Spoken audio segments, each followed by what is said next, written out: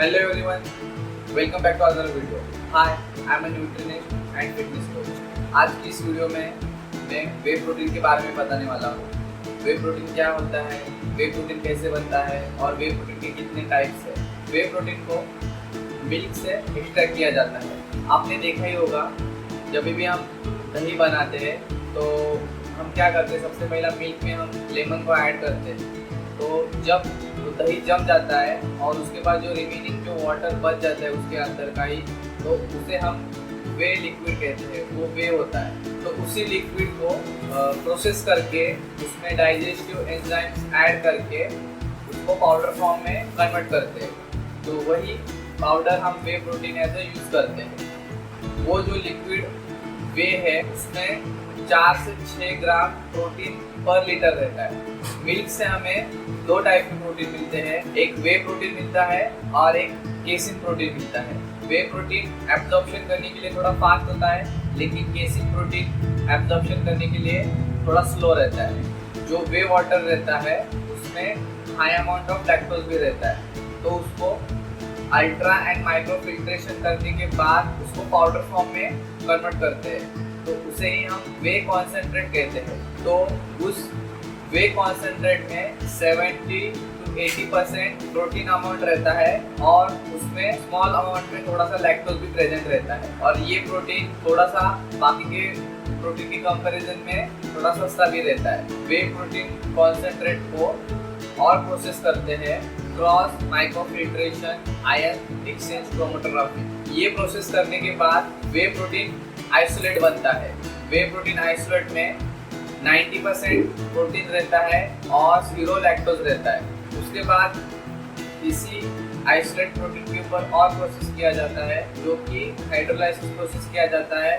उसके बाद जो प्रोटीन बनता है उसे वे हाइड्रोलाइसेट कहते हैं। वे हाइड्रोलाइसिस में 90% से ज़्यादा प्रोटीन की अमाउंट होती है और ये 0 लैक्टोज रहता है। और बाकी के 2 प्रोटीन के कंपैरिजन में ये फास्ट एब्जॉर्ब होता है, क्योंकि इसके अंदर प्रोटीन के फ्री मॉलिक्यूल्स रहते हैं जो बॉडी तुरंत एब्जॉर्ब कर लेती है। और जो स्टार्टिंग में जो मैंने बताया था केसिन प्रोटीन, तो उसमें भी अल्ट्रा एंड माइक्रो फिल्ट्रेशन करके केसिन प्रोटीन को तैयार करते हैं। इसके अंदर 80 to 90% प्रोटीन रहता है और वो एब्जॉर्प्शन भी बहुत ही स्लो रहता है।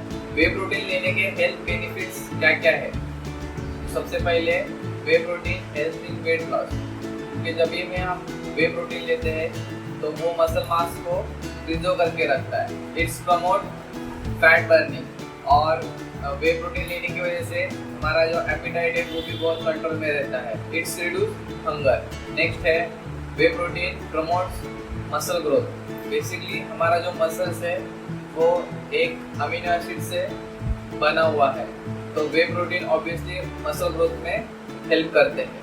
वे प्रोटीन लेने की वजह से जो हमारे मसल डैमेज हुए रहते हैं तो वो भी रिपेयर हो जाते हैं। वे प्रोटीन मेंटेन्स हार्ट हेल्थ, क्योंकि वे प्रोटीन हमारे ब्लड के अंदर LDL कोलेस्ट्रॉल का लेवल कम कर देता है। जिन्हें टाइप 2 का डायबिटीज है उन्हें ट्रीट करने के लिए भी वे प्रोटीन हेल्प करता है। अगर उनका हेवी कार्बोहाइड्रेट मिल रहेगा, अगर उसके पहले अगर उन्होंने वे प्रोटीन लिया तो वो ब्लड शुगर को मेंटेन करने में मदद करता है। Whey protein reduce inflammation in body.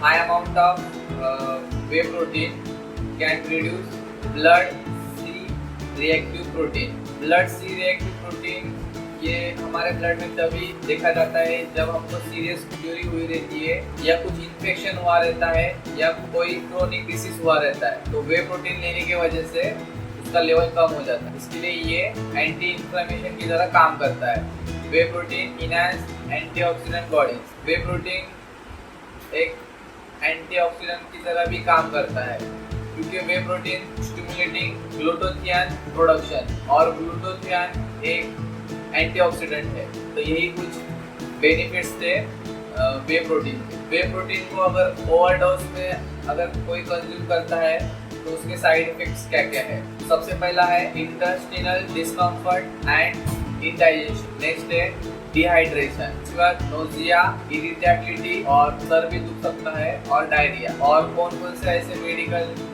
Conditions है जिसमें वे प्रोटीन को ओवर ईटिंग करना अवॉइड करना चाहिए। तो सबसे पहला, अगर किसी को कार्डियोवास्कुलर डिसीज है तो उनको वे प्रोटीन का ओवर कंजप्शन अवॉइड करना चाहिए, और जिनके लीवर और किडनीज में इंजरी हुई है उनको भी वे प्रोटीन का ओवर कंजप्शन अवॉइड करना चाहिए। और गाउट, जिसको भी गाउट हुआ है तो उनको भी वे प्रोटीन का ओवर कंजप्शन अवॉइड करना चाहिए। तो ये थे आज के वीडियो में वे प्रोटीन के साइड इफेक्ट्स और बेनिफिट। डिस्क्रिप्शन बॉक्स में मैंने कुछ अच्छे वे प्रोटीन के लिंक दिए हुए हैं, उसे एक बार ज़रूर चेकआउट करना। और अगर किसी को भी फैट लॉस या मसल बिल्डिंग डाइट चाहिए तो नीचे डिस्क्रिप्शन बॉक्स में मेरा कॉन्टैक्ट नंबर देने वाला हूँ। तो अगर आपको कुछ इंक्वायरी है तो आप मुझे ज़रूर व्हाट्सएप पे मैसेज कर सकते हो। और अगर ये वीडियो आपको अच्छा लगा होगा तो मेरे चैनल को सब्सक्राइब कर देना और वीडियो को लाइक भी ज़रूर करना।